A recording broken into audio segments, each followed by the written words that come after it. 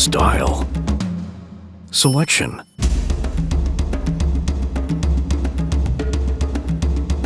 Service.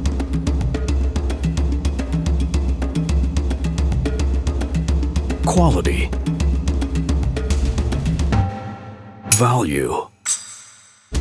See what everyone is talking about. Ashley Furniture Home Store.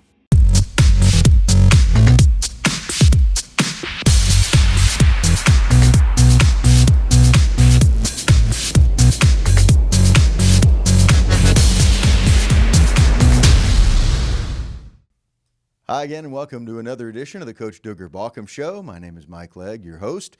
Glad to be joined by the head coach of the Citadel Bulldogs, Duggar Baucom, and we're coming down the stretch now, Coach. As we sit here today, you have 4 regular season games to go. This week, as we sit here, you have 2 games at home. The last 2 chances the fans will get to take a look at you again or sample the product you brought to the Citadel for the first time.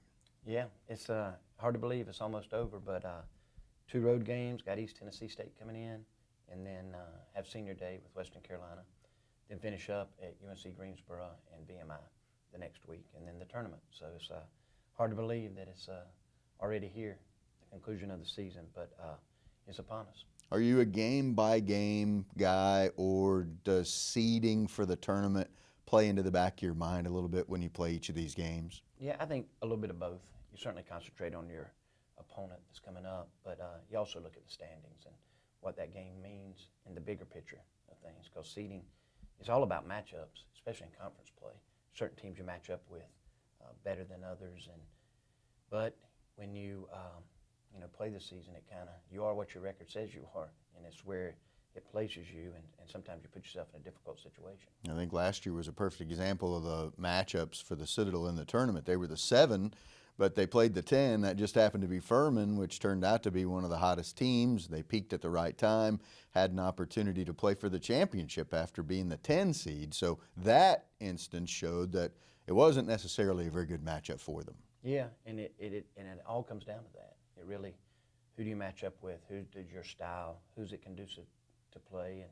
And it's just the way kind of sports works. But tournament, that's why it's so exciting at tournament time. Anybody can beat anybody. You just got to be great for 40 minutes. So that's an exciting time of year, but you want to play well going into it. You want to be playing your best basketball at the end of February, early March. The 2 teams that you have in town this week are 2 teams that you played very well against on the road, came very close to being 2-0 against those 2 teams. ETSU first on Thursday evening. Had an opportunity, that game goes to overtime, but in regulation to win that ball game against an extremely talented team, and so it'll be interesting to see how you do against them on Thursday. Yeah, they're loaded talent-wise. Transfer from Cincinnati, one from Indiana, one from Missouri, a JUCO Regional Player of the Year. I mean, they're extremely talented. A lot of first-year guys, 10 first-year guys, and Coach Forbes has done a great job of getting those guys to play together and buying into what he's wanting them to do, being a first-year coach, but just crazy talented. They bring a 7-footer off the bench, a transfer from Indiana, who can change a lot of games. And their athleticism and their quickness causes a lot of teams problems. But we played really well there. I thought we'd have to play near perfect to beat them, and we did. I mean, we came from a missed foul shot 1 second to go to actually win that game. So great road trip for us, them and Western. But now it's a month later, and we get them at home. So hopefully we'll play similarly than we did there. Then the Western Carolina game on Saturday afternoon this week. That's a team you did beat on the road, and that's a team that the Citadel had not beaten in a while. Western Carolina kind of had their number there for a little while, but take us back to what that road win was all about. Yeah, that was pretty interesting. We were pretty much in control the majority of the game, and they had a freshman that just went out of his mind and made 3 threes, and we got down 5 with a minute and a half left, and just made some plays at the end, and we sent a 60% free throw shooter to the line, and he made 2 free throws with a second left, down 1. So it was a great victory for us. It was a great way to start the road trip. I think that gave us tons of confidence for the East Tennessee State game. But the last couple games we've had with Coach Hunter up at Western have been that way. I had no idea until that game that Citadel had not fared that well against Western. And we talked about it a little bit in the pregame show, and that was, the first inclination I had of that. But I was glad we could break that streak, and now we've started one, and hopefully we can continue here. One thing that reminds me of, and I want to get back to Western Carolina in a moment because it's a big day, it's a big game, it's Pack the Mac, it's senior day. I want to go back to that in just a second, but you used the word streaks, and it made me think of records. This has been a record-breaking season for you, whether you're where you want to be from a wins and losses standpoint or not. You've set the single-season scoring record, the steals record, the three-pointers made record. Zane has set a freshman record for blocks, and so now we've got to look ahead to the next record that you could break. But that's one thing. It's obvious that a stamp has been put on your basketball program here. Well, our intention starting the year was just stay with the process, and I think all those are, they're results of the process, the way we want to play, the style of play we want to have here. The record's not what I want it to be, but we knew that going in, that the record would have to take care of itself. Just put your stamp on a program, get everybody to buy in. We're playing for a collection of guys that didn't even know each other last year this time, and guys have come in and played their parts well. And though the results aren't what we wanted, the process is certainly, the foundation's been laid, and now we can recruit to it and continue with the pieces of the puzzle that we have now, include some new ones with it, and I think the results will come later. So now back to Western Carolina. If fans want to see three players in particular, they have 2 games this week to see them or go on the road to take a look at them, and those guys will be honored during senior day. And so I wanted to talk to you a little bit about those guys and what they've meant to your program so far. And P.J. Boutte to start things off, one of the 2 graduate students that we'll talk about, and your general, if you will, on the floor. He is. He's really been an extension of the coaching staff on the floor. He has bought in from day one of how we're going to play. He's been kind of like the Energizer Bunny to get the motor. He's the motor of the offense, getting it going. Very unselfish guy who gets everybody else involved. He leads the league in assists.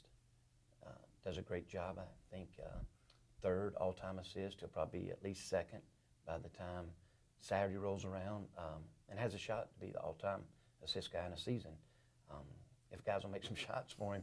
But he's been awesome. He's our energy at practice. He's the most vocal guy we got. Just for a guy who averaged 3 points in his career prior to coming here, he's been an amazing spark for us and somebody we can really build around.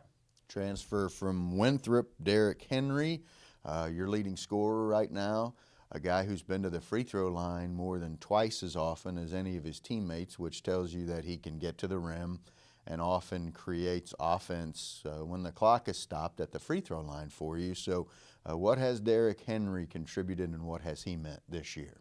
He's been huge for us. He leads us in scoring. Like you said, he is our one opportunity to get to the free throw line, more so than anybody else. We don't really have a post presence that we throw in there too. But Derrick is going to end up scoring more points this year than he did his 3 years at Winthrop combined. He's approaching the 1,000-point mark. I think he's 75 points short with 5 games to go. So if he'll stay with his averages right now, he should obtain that. But he's been a guy that we can kind of count on. If we need a basket, he's the guy that we'll run something for, and that's been huge for us. And graduate transfers aren't the way we're going to do business around here, but it was kind of a stopgap kind of thing for us. We didn't want to bring in so many knobs to really outbalance our class. So those 2 guys have been a great fit for us. They're good students. They handle themselves well off the court, and just been a bright spot for our program this year. Quentin Marshall is your captain. He's the only Bulldog that started every game of the season for you so far.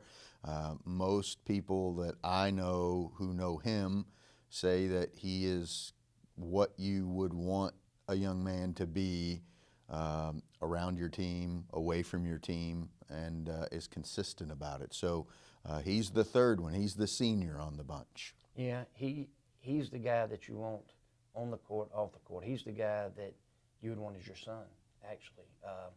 Just handles himself with just great respect, great dignity. All his teammates like him. He's very well liked in the core.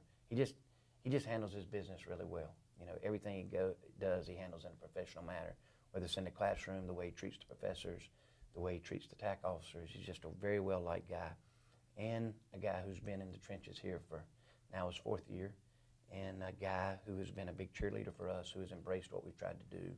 I can't thank him enough for that. Our lone senior, really, in that class, and he's kind of deferred a little bit to PJ and Derrick, which probably at the beginning of the year wasn't his idea of how his senior season would go, but he's made mention several times this has been his funnest season, and he's had great production for us in a lot of games, and just a class kid, and we're going to miss him. Second on the team in scoring right now. That game against Western Carolina represents Pack the Mac. First of all, we want to remind everybody that there is a $5 ticket offer available through Friday on packthemac.com for the game on Saturday afternoon at 1 o'clock. And so you know very well from having been on the other side of a raucous crowd that's in for Pack the Mac. I mean, you saw it with your VMI team a year ago. The place was full for the most part, and the acoustics when everybody's stomping and making noise really can be an intimidating thing. So I know that's what you're looking for on Saturday when you play Western.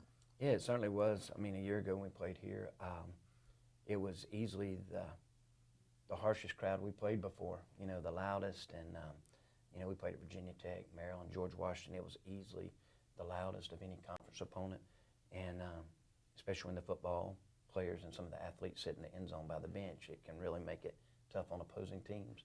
And that's what you want. You want a home court advantage like that, but also a great way to send off the seniors, guys who have been instrumental in changing the culture of this program and trying to start what we're all about now. And it'll be a great way for those guys to go out in front of a packed house. And the hope is that you at least have one more point than Western does at the end of that 40 minutes, so those guys can go out winners here. Yeah, it's going to be a big day. There's no question about it. When Western Carolina is in on Saturday afternoon, some of you may see this in advance of the Thursday ball game when ETSU is in town for a 6 o'clock ball game. Then on the road for a couple of games next week, and then the Southern Conference tournament right around the corner. We talked about that earlier about seeding and keeping an eye on that whole thing. But stretch run, no doubt about it. The tournament is when your real season, well, it's the third season really. There's non-conference, conference, and tournament time. There's certainly different mentalities associated with all of those. Yeah, once tournament time comes, you're one and done. But anything can happen. I mean, you see year after year somebody that's, you know, just like Furman last year, one of the lower seeds can go through that thing. I always tell the guys, you just got to be great for 3 days, 4 days. You know, we're pretty much a one-bid league in the Southern Conference, and if you're great for those days, you know, good things can happen. You know, we had it happen a couple times in the Big South, and the Southerns also had it happen. So it's played on a neutral court, and that's a good thing. Good thing for us, and I think our style of play, the hardest thing about tournament play is scoring. A lot of teams get real conservative how they attack things, and we're probably anti-conservative. We're probably the less conservative team in the country, probably, but hopefully that'll bode well for us once tournament time comes, and just be great for 3 days and just let the chips fall. The regular season is winding down. Not many chances left to see the Bulldogs. If you haven't seen them already, come on out and catch them at McAllister Fieldhouse Thursday or Saturday of this week. For head coach Duggar Baucom, my name's Mike Legg. Thanks so very much for joining us on another edition of the Duggar Baucom Show.